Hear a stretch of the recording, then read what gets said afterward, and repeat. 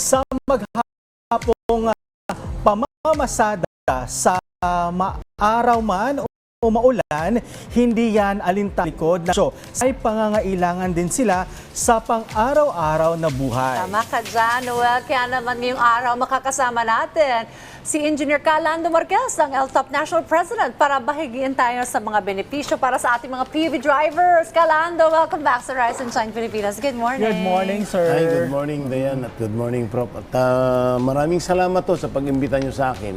Unang-una ho ay kami nagpapasalamat kay Dr. Aubiel ng Philippine Tuberculosis Society at saka si Director Awi ng Tuberculosis dahil nga inumpisan na natin yung libre na X-ray sa mga driver kasi nakita ko ng napatunayan na ang prone dito sa pollution na nagkakasakit ng mga tuberculosis, mga hika, TB ay ating mga driver. Kaya dito po mga kababayan ay kami nagpapasalamat unang-una na ang ating Pangulong Bongbong Marcos ay hindi niya nakalimutan na kasama lagi ang ating mga tsuper sa buong Pilipinas. Kagaya ng TESDA, kagaya nitong zero billing. Nakikinabang na rin sila dyan sa zero billing. Opo, kami ho ang isa sa pinakamarami ngayon na nakinabang sa more than 300,000 na nakinabang sa zero billing ng ating Pangulo ay almost yung sa aming monitoring ay almost 6,000 na ho. Ang driver na nakinabang doon sa zero billing ng ating Pangulo. Kaya kami pinapaabot namin ang pasasalamat kay Pangulong Bongbong Marcos at lalong-lalo na ang ating Secretary Vince Dizon dahil siya po ang talagang nagpursige na maisama kami na huwag maiwan ang ating mga driver sa buong Pilipinas. So lahat ng drivers kasama Opo, dito lahat sa zero billing, sila ba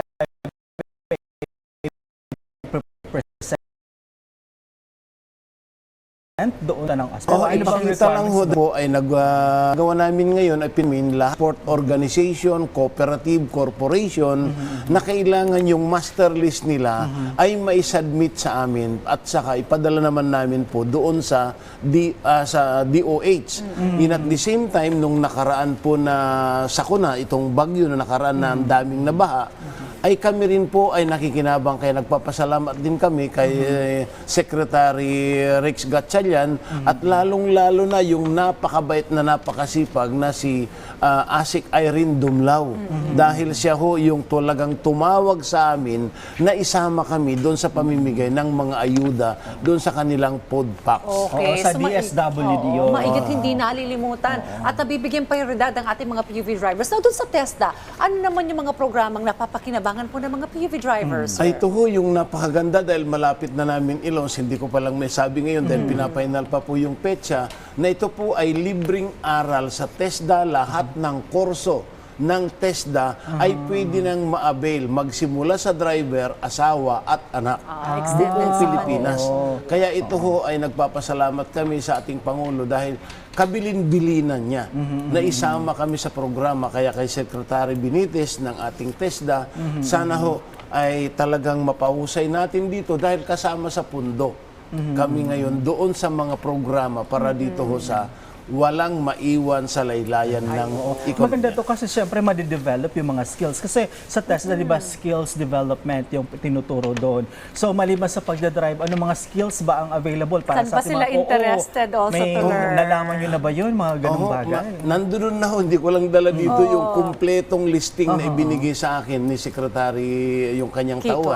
tawan ni Secretary Kiko Benitez. So mayroon na ho at binabati ko yung aking napakasipag na Secretary General ng aming Liga ng Transportasyon sa buong Pilipinas at siya na rin po yung aming Secretary ng Magnificent Seven, si Madam Cherry Maglasang from Misamis Occidental. Oo, yung 20 pesos kada kilong bigas. Yan ho ay magsisimula. Kasama na ho yung mga driver ng jeepney, tricycle. Ito po yung nakikilabasan na nakikibiyahe. Yun ho yung inuna ho ng ating Secretary Laurel, kaya pinapaabot din namin ang pasasalamat sa ating napakasipag na Secretary Laurel dahil nga ang aming mga tsuper ay kasali na doon sa 20 pesos na bigas. Okay, may hawak tayong libro ngayon, Noel. Oo nga, itong ang libro na to. Pagbabago ng Pinoy driver. Tell us more about this, Kalan. Alam niyo po, ma'am, itong pagbabago ng Pinoy driver na mukha ng ating Pangulo ang nakabanner dito, ang misyon kasi ng ating Pangulo po ay mabago ng ugali ng ating mga tsuper at kaalaman. Importante po yun.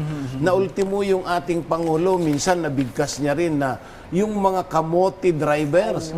Oo, dahil nga nababanggit ng Pangulo, dahil siguro pikon na rin ang ating Pangulo. Pero alam mo, ako appreciated po kami sa ating Pangulo dahil anuman ang galit niya, hindi ho siya nagagalit na nagmumura, kundi nakatawa pa rin, di ba? Correct, oo. So Kaya mabibigyan ng kumbaga kaalaman, education, kaugnay sa pagpapasada sa And sa even mga kalsada. first-time drivers Oo. matututo dito. Very At saka yan informative ho ay Tagalog. Sinunod po ng national dialect natin.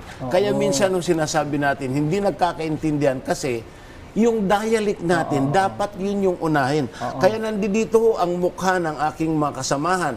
Kagaya ho nila paring Obet Martin ng Pasang Mazda, paring Boy Vargas ng Altodap, sila Saldi Pingay, ultimo yung Truckers Federation of the Philippines, si Mrs. Mary Jean Zapata, sila Alex Yagi, sila Deo Soto ho ng Pejodap, sa Alex Yagi po ay sa bus operators, at saka sa taxi ho ay si Pablo Sarmiento, at saka doon naman po sa ating UB Express ay si Alpha Martinez ho, ng buong Pilipinas. At saka yung PIS BOA ng mga Philippine Shuttle Bus Operators Association of the Philippines, kasama rin po sa lahat ng mabibinipisyuhan, lalo na si Mr. Chris na Pangulo ng Tricycle Federation ng buong Pilipinas, kasama sila paring Ariel, sila Ariel Lim, kasama hulat dito sila Mr. Wancho doon sa ACTO, doon sa Federation ng buong Pilipinas, at saka si Maring Libay Diluna, asawa ni paring Efren Diluna na namatay, kasama po sa lahat dito. Okay. May mensahe ang ating Pangulo dito. Oo, kaya ma'am, sigaw na lang. Sa pagbabago ng Pinoy Driver Aklat, sabi ng ating mahal na Pangulo, ay binabati niya ang sabi niya, marubdob at maalab na pagbati ang nais ng ipaabot ng inyong lingkod bilang Pangulo ng Republika ng Pilipinas sa inisyatibong ito ng LTOP sa paglilimbag nga ng librong Pagbabago ng Pinoy Driver. Ito raw ay magsisilbing daan sa lahat ng gumagamit sa ating mga lansangan, mga mananakay, pasahero man at mga driver ng iba't ibang uri ng sasakyan na maging maalam o edukado sa lahat ng batas trapiko na itinakda ng umiiral na batas at regulasyon upang maiwasan yung anumang aksidente o pinsala sa tao at ganoon rin sa ari-arian sa ating mga kalsadahan upang sa ganon ay mas mapag-ibayo natin ang isang maunlad at may kaayusang komunidad. At may mungkahi rin ng ating Pangulo sa kagawaran ng edukasyon na maging bahagi ang araling tungkol sa batas trapiko at mga tamang paggamit ng ating lansangan sa mga mag-aaral simula ito sa baitang o grade 9 to 10 upang maunawaan nila ang mga responsibilidad ng mas ligtas na paglilipat-lipat ng mga pasahero at kalakal bilang bahagi ng isang maunlad na ekonomiya. So ibig sabihin, itong librong na to, hindi lang to available para sa mga drivers, ipapamahagi rin sa mga Even students dapat, Kasi may napansin niya ako dito, may mga signs sa pagmumotorsiklo, itong ganitong sign na Lahat to. po. At saka yung lahat po, sir, dito, Ma'am Dayan, ng Republic Act natin sa tungkol sa batas trapiko, rules and regulation, informative signs, traffic signs, road signs, nandyan hulat sa librong yan. Kaya pag nag-examine ka dun sa LTO, ito po ay Tagalog na Tagalog. Nandyan ho yung reviewer sa bandang likod, Ma'am Dayan.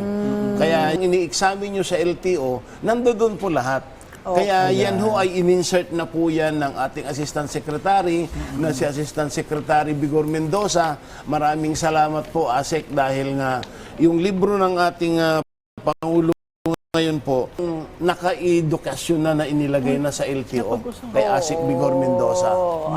Ganon din kay Chairman Chupilo Guades. At ito po ay ilulus natin ulit itong pangatlo na launching na itong libro na ito dahil nga ang ating Pangulo talaga ang gustong-gusto niya ay mabago ho ang ugali, kaalaman, yung attitude ng ating driver. Kaya nga ho ito, pagbabago ng Pinoy Ayan. driver. Yan ang mga bagong Pilipino. Wala nang ignorance sa trapiko. batas trapiko. Oh, well, thank you very much, Kalando, sa pagbisita muli sa Horizons. At syempre, ang aming inyo pong mga efforts para po sa ating mga PV drivers at ganun saka po huli na makasama lang, sa ma'am. LTOP. Yes, sir. Gusto ko lang pahawal po yung ating Public Transport Modernization Program sa electric vehicle.